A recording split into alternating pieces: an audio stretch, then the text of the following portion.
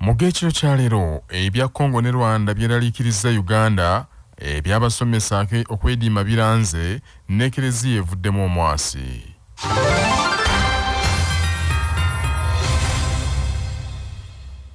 Gavumenti ya Uganda neeraliikirivu nti ekinyolako tekizzeemu kumulira ne Congo wakati w'abayeekera ba M23 n'amagye ga Congo kugattako akaleega bikyakazewo wakati wa Congo ne Rwanda kandi abayeekera ba ADF babadde bafunzizza mu bikwekweto ebyakazibako eri Operation Shujaa okuddamu okwegazaanya obuto ate ne batuukiza buto okutigomya abantu ba bulijjo akalembereza akabaddewo ne kaggwaawo.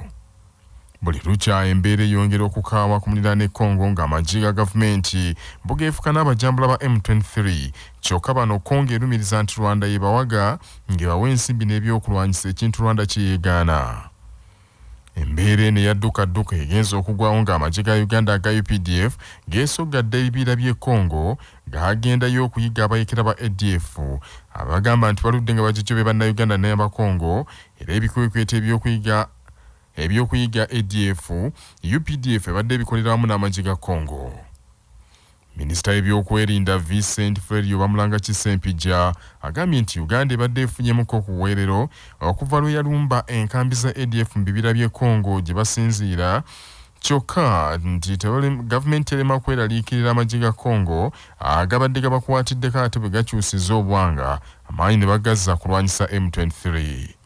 Sempija era ategeeza Kyabassa nti n'okwerumaaluma okuzzewo wakati wa Rwanda ne DR Congo kwakwongera okusajjula obwa Sseruganda mu mukaka gwa East African Community amawanga agabadde gatebenkedde emirembe ng'obumu buzzeewo bwandijjamu omukwosi nti kyokka ne Uganda tetudde ng'ekoleramu n'amawanga amalala ga Namukago bakola butaweera okubatabaganya.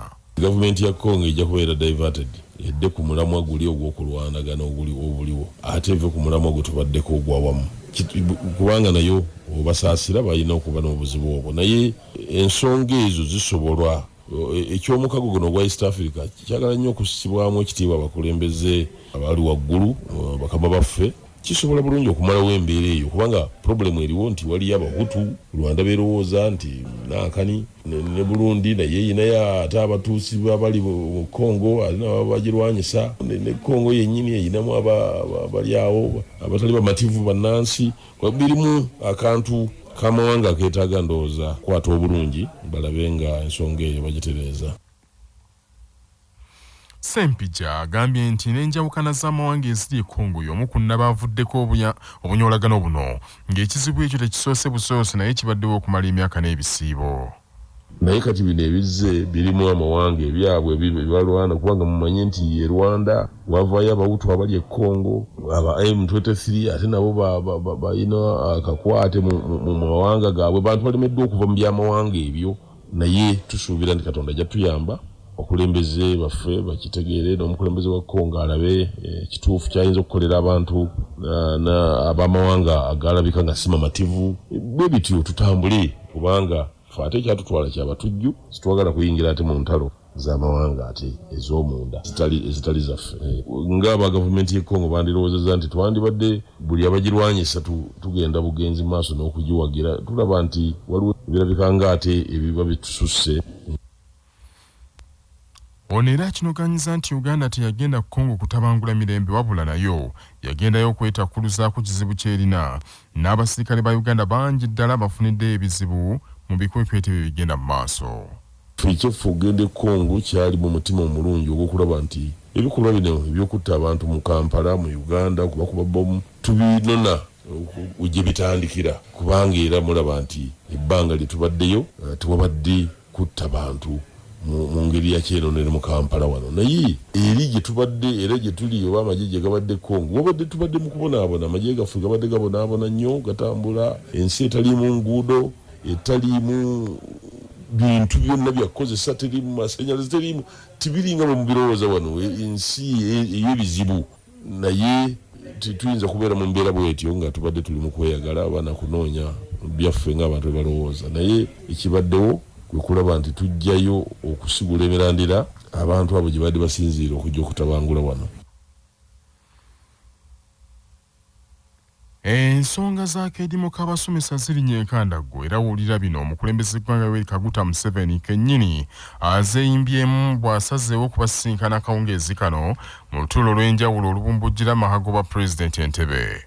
Abasomesa babadde bakusisinkana minisita w'ebyenjigiriza n'emizannyo era mukulembeze eggwanga Janet Kataha Museveni eggulo, kyokka ensonda zitutegeezezza nti ensisinkano eyo yasaziddwamu Pulezidenti kennyini n'asaba y'abaayogera nabo. Olwaleero ziweze ennaku nnya nga abasomesa mu kibiina ekibagatta ekya Uganda National Association of Teachers Union UNATU bawezezza olunaku olwokuna nga beerimye tebakyakwata ku nnoni baagala gavumenti ebongeza omusaala nga bwe yabasuubiza mu 2019 kyokka bagamba nti bwe yamala neyeekyusiza mu kitinga embazzi okwandibadde okubongeza omusaala yalondwamu abo abasomesa saayansi bokka. Vincent Wamboka akulira UNATU mu Buganda ategeeza Kyabasa nti omukulembeze eggwanga ne mukyala we era minisita w'ebyenjigiriza Janet Kataha Museveni bakyali mu lutuula olw'okusalira amagezi akeedimu kano nga olutuula lutandise kawungeezi kano. Abasomesa mu lutuulo olwo bakiikiriddwa ekibinja ky'abannaabe 30 okuli bammemba ab'olukiiko olufuzi olw'okuntikka 29 okuva mu bitundu by'eggwanga byonna ne ssaabawandiisi wa UNATU Philbert Bayitesi Baguma. We tukoledde gano ng'ekibinja ky'abasomesa abaagenze Entebbe tebannavaayo. Ebyo nga bikyali bityo bannabanjigiriza bawabudde gavumenti ekomye okusosola mu bakozi nti oluwonko lwetaddewo okusoosowaza abasomesa ba saayansi kuba arts nakyo kya bulabe nnyo. Alhaji Dr. Muhammad Kiggundu Musoke omusomesa abasomesa Kasozi Makerere alabudde nti enjawukana ezo gavumenti zeetaddewo za kufaafaaganya emirimu.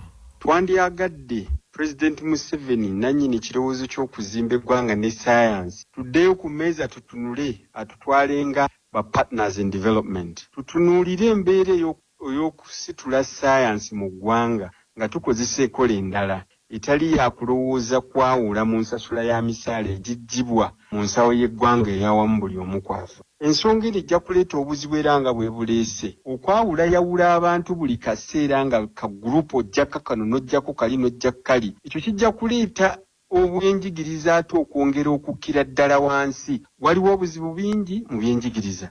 Naye kaakati tunuulira abantu be bamu bali mu masomero ge gamu certificates ezimu degrees ezimu naye nti bafuna essente za njawulo. Ono awabudde nti gavumenti bw'eba yakuwagira bannassaayansi ba Uganda n'okubasoosowaza ensimbi esaana eziteeke mu kunoonyereza kwabwe kiyite risaaki. Enkola yandikyuse emisaala ne gisigala nga gye gimu eri buli musomesa. Inganga approach zikyusibwa bwekubanga promotinga science wabeerawo esakeeteekebwawo oba okuteekawo ensawo ennene fund eya research nti abo abakola ebyenjawulo babiri nga bawagirwa bwe ba mu science era nga babireese nga bwe binaayamba okukyukanya ensi okusinziira ku science. Ekyo nno ekintu ekiyinza okufula okukyukanya embeera. Naye bino ebyeyongera buli lunaku nti kaakati science ate kano arts yawula bwoti abantu bagenda mu butale bwe bumu. Tuddeyo tulowooze embeera y'abantu bano gye basindikibwa ku bisenge. Ensi okutuuka okubeera nti buli omu kaakati ajja kwerozera byokka ate abantu gye bandirowooleza nti gye balaga nga tekyali naye nti twawudde. Ekivaamu kyekiriwa. Bannarotary mu nsi yonna mu kitongole ki Rotary International nga bayita mu ttabi erya Rotary Club y'e Kalangala Sese Island beeyamye okukwatirako obwakaka bwa Buganda ne gavumenti ya wakati okusitula embeera z'abantu nga babatuusaako obuweereza obw'enjawulo. Babadde yeetabye ku mukolo bannarotary kwe bakwasirizza omukyala muzibe ate nga Kiggala Benedicta Nakamaanya ku kyalo Mulule ekisangibwa mu ssaza lya Benesese munnarotary era omumyuka owokubiri owakatikiro wa Buganda mwanika w'obwakabaka buno Oweekitiibwa Robert Wagwansibirwa asabye gavumenti ya Uganda erowooze nnyo okukyusa embeera z'abantu abeetaaga okubeerwa nga bwe kikolebwa Ssaabasajja Kabaka mu ngeri emu n'asaba abantu kinnoomu abalina obusobozi okudduukirira ng'abo abali mu bwetaavu.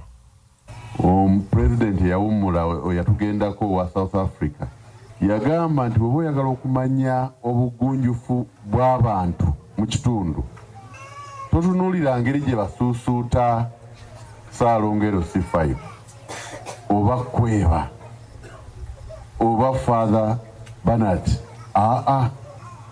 Laba engeri gye bayisaamu omuntu asinga okuba owa wansi mu kitundu kyabwe olabira obugunjufu bw'abantu.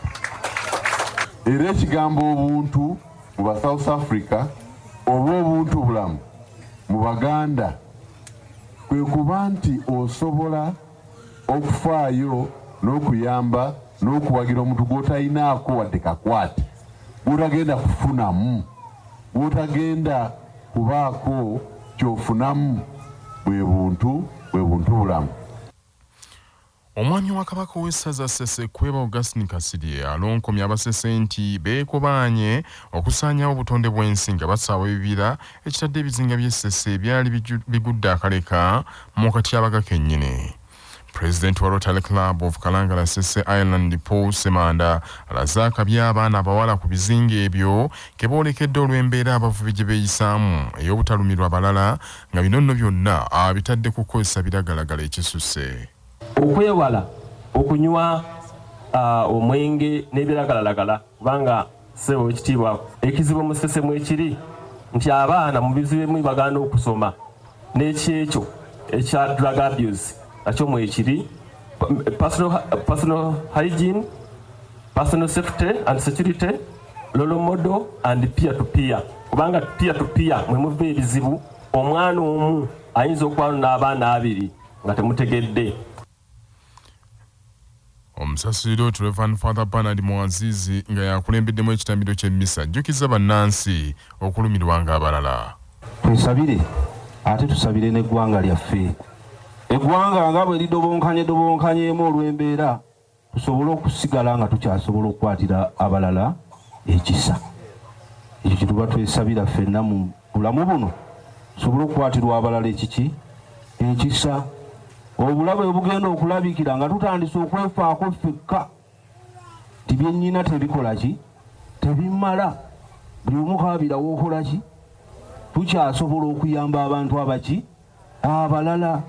Manya obuvuna obuddo obw'eddembe lyo tonyigirizibwa. Ddembe lyo ery'obwebange. Ddembe lyo akutusibako Nana Herbal Mouthwash okukuuma akamwa ko nga kayonjo. Senyesa Nana Herbal Mouthwash ozize amanyi okulwala, okunyenyeera n'okuvaamu olusaayisaayi. Nana tumukomezaawo mu ccupa empya enyigiddwamu ekigambo Nana wansi ne mu mbiriizi. Kakasa nti oyo alambiddwa bw'atyo gwe bakuguza asangibwa mu famasi ne supamaketi zonna. Yawandiisibwa National Drug Authority nga bali wamu ne Sahara mu Choose Mix akanzaali akazitoya envaazo ne zifuna obuwoomi obusukulumu. Saako Sahara tangawizi tea amajani agawa chayiwedde kende naye n'afuna obuwoomi obutagambika. Byakakasibwa UNBS nga biri mu maduuka gonna.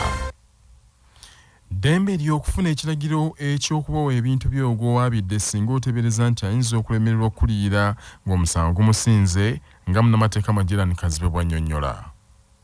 Singa omuntu yenna aba awaabye omusango mu kooti nga gwaba waabidde oyo ayina ekyobugagga ekisobola okuvaamu ensimbi ezo eziyinza okusalibwawo omulamuzi mu musango ogwo omupya, ono aba awaabye n'akizuula nti oli gwawawaabidde oluvannyuma lw'okumanya nti bamuwawaabidde ali mu kukusa oba okweka ekyobugagga ekyo ekiyinza okutundibwa okuvaamu ensimbi ez'omu musango. Oyo aba awaabye wa ddembe okuyita mu bannamateeka n'ekubira enduulu mu kooti n'afuna ekiragiro ekikwata ebyobugagga ebyo gamba ng'emmotoka oba ebyobuguzi oba ebyobusuubuzi byonna ne bitwalibwa mu luggya lwa kooti oba mu sitoowa ya kooti ne biterekebwawo okutuusa omusango lwe guwozebwa ne guggwa. Olwo ebintu ebyo ne bitundibwa ku nnyondo. Ssaabalabirizi w'ekkanisa ya Uganda kitaffe mu Katonda Dr. Samuel Stephen Kazimba Mugalu awanjagidde gavumenti yongere okusiga ensimbi mu bintu ebigatta abavubuka okubeewaza okumenya amateeka n'ebizeezeze. Ssaabalabirizi agambye nti abavubuka bangi ebiro bino balina talanta ez'enjawulo naye olw'okubula abakwata ku mukono babaliriza beenyigidde mu bumenyi bw'amateeka n'okugamba ng'okunywa enjaga, obubbi n'ebirala. Kazimba abadde ku mukolo gwa bannamawulire abagasakira wano mu Kampala kwe bazannyidde omupiira ogw'omukwano n'abaweereza b'ekkanisa mu bulabirizi obwa Kampala ogubadde ku kisaawe ekya Kampala mukadde, n'agamba nti ekkanisa esaanye wagire nnyo enteekateeka nga zino ezitaba abavubuka. omupiira guno gubadde gumu ku bikujjuko eby'okuzza emyaka 50 bulabirizibwa Kampala bugunji bwawo nga bwawulwa ku Namirembe ng'ebikujjuko byakomekerezebwa mu mwezi ogw'omunana omwaka guno. Ssaabalabirizi asiimye nnyo bannamawulire olw'okubunyisa enjiri ya Mukama mu bantu nti ate n'omupiira guno gubagasse n'abaweereza b'ekkanisa. Naye ng'ekikulu kulaga nti abavubuka basobola okukozesa emibiri gyabwe obulungi, basobola okukozesa emizannyo nga bakola exercise, basobola okulwanyisa ebiragalalagala, okunywa omwenge, enjaga, obuli bw'enguzi n'ebintu ebifaana bwe bityo nga bakozesa emibiri gyabwe bulungi n'okulwanyisa akawuka n'ebintu ebirala byonna. N'olwekyo guno omuzannyo mulungi gulaga omukwano. Bannamawulire b'empita ba media evangi babulizi banjiri balinga malayika batwala obubaka ate n'abaawule ababuulira ku kituuti. Ndowooza ffenna tulina okukwatagana okuza Uganda. Reverend Canon John Awudi omuteesiteesi omukulu mu bulabirizi bwa Kampala agambye nti omupiira guno ogusambiddwa gwe gumu ku ntujjo y'emyaka 50 era gugenza okuggwa nga bannamawulire mu ttiimu ya Kampala Journalists bawangudde abaweereza mu kkanisa ya Uganda goolo 3 ku bwereere. Nkata Emmanuel kapiteeni wa ttiimu ya Kampala Journalists ku lwa bannamawulire agambye nti omupiira gubayambye okubeera obumu n'ekkanisa. Ate Reverend Captain Jackson Asiku ku lwa kapiteeni wa ttiimu y'abaweereza aba Kampala Diocese agambye nti omupiira guno gubazibudde amaaso era baakuteekateeka emipiira emirala basambemuuko n'abakristaayo. Tukola n'abantu bano naye ebiseera ebisinga twesanga nga tetunneetegeera bulungi, so nga bannamawulire tukoleramu omulimu naye ziba sectors za njawulo. Ensonga lwaki twagamba nti ku ssaawa zino katusambe ne baganda baffe abaweereza ba Katonda bano okulaba nga twongera okwetegeera era ndowooza okirabe bulungi nnyo na Archbishop wa Church of Uganda tusembedde kumpi naye atutegedde. Twagala kubeera nga tuli bumu kutandika ne leero tulina kukola nga Kiddas of Kampala bwe celebrating 50 years of anniversary. Kano kabano kalungi era singa abayo ne endala esobola okujja ntuzannya wamu ojja kuba tusiima nnyo. Bwe batuwe kino okuba obuweereza tebubeera mu kanisa yokka ne bwe tuba mu kanisa ebweru tusanyusa nnyo kwanga n'abakristaayo bonna batuzanya nabo. Abeepisikoopi b'Ekeleziya Katolika mu Uganda bawanjagidde gavumenti yongera amaanyi mu kutereeza embeera z'Abannayuganda eziyongera okubijja buli olukya. Ssentebe wa Uganda Episcopal Conference omusumba w'essaza lya Kinda Mityana Dr. Joseph Anton Zwa bw'abadde awa obubaka bwabwe ng'abeepisikoopi oluvannyuma lw'okuzza olunaku lw'abajulizi ba Uganda olwakwatibwa jjuuzi nga 3 Juni e Namugongo. Agambye nti mu lukiiko lwabwe ng'abasumba baatunuulira embeera z'Abannayuganda ne bakizuula nti bangi n'ekyokulya bawammanta kiwammanta ensangi zino. Agambye nti obwavu obukudde ejjembe mu bannansi, okwekanama okw'ebbeeyi ebikozesebwa, ebbula ly'emirimu bavubuka n'ebirala byetaaga gavumenti ebisalira amagezi ate mu bwangu ddala ng'embeera tennasajjuka. Twanakuwala mu lukiiko luno nga tulaba embeera etali nnungi naddala evudde ku bwavu obweyongedde obungi mu ggwanga, emiwendo gy'ebintu ebigulibwa egyeyongedde okulinnya kumpi buli lunaku nga n'obulamu bwennyini okubuyimirizaawo kya muwendo ogususse. Ebyo byonna ebisoomoozewadde nga weebiri, twagala okukubiriza gavumenti okwongera okukola enteekateeka ennungi ez'okulungiya n'okulongoosa embeera n'obulamu bw'abantu mu ebyo bye tukoonyeeko. Mu ngeri y'emu Bishop Zwa alangiridde nti essaza ly'ejjinja liri okuteekateeka emikolo egy'olunaku lw'abajulizi omwaka ogujja 2023 okuva mu ttwale ly'Ekeleziya Katolika ery'Ettololo. Twalonda ekitundu kya Ttololo Ecclesiastical Province beerondemu essaza erinaatukulembera. Abeepisikoopi abava mu kitundu ekyo ebuvanjuba baakuŋŋaana bonna wamu ne balonda essaza ly'ejjinja nga be bajja okutukulembera mu kusoma kw'e Namugongo omwaka ogujja 2023. Abeepisikoopi bafalansidde bannayuganda okwongera okusoosowaza ensonga y'obumu n'okussa mu nkola eky'okukuuma n'okutaasa obutonde bw'ensi obusaanyizibwawo entakera nga bagoberera ekiragiro ky'omutukuvu Paapa ku nsonga eyo. Abasumba b'Ekeleziya bagenze okukangula ku ddoboozi ng'embeera bannayuganda gye bayitamu ejjudde okusoomooza okw'amaanyi olw'ebyenfuna ebisanyaladde ennyo nga kiva ku miwendo gy'ebintu egyeyongera okupaala. Ebintu ebisinze okukalubya embeera mwe muli amafuta, sabbuuni, sukaali, butto n'ebirala ng'ebbeeyi yaabyo etuuse okubisibwamu okuva kweyaliwo. Amawulire g'ebyemizannyo mu mawulire gaffe agakya Basafama gakutuusibwako Modernity, amajani agalimu eddekende omuli aga kisubi, tangawizi ne vanira. Wanywedde kacayi ka Modernity akawoomu, gasange mu maduuka ne supermarket zonna. Modernity, your best choice. Kilabu y'omupiira ogw'ebigere ogw'abakazi eya Makerere University esitukidde mu liigi y'ekibinja ekyokubiri ekya FUFA Women Elite League season ey'omwaka 2022 bw'ekubye kilabu ya Asubo Garford Ladies goolo 6 ku bwereere mu kisaawe kya Kabaka Kyabaggwe Wakiso. Kilabu zombiri okutuuka ku luzannya olw'akamalirizo zaasoose kulembera bibinja mu zaabadde ekya Elizabeth ne Victoria.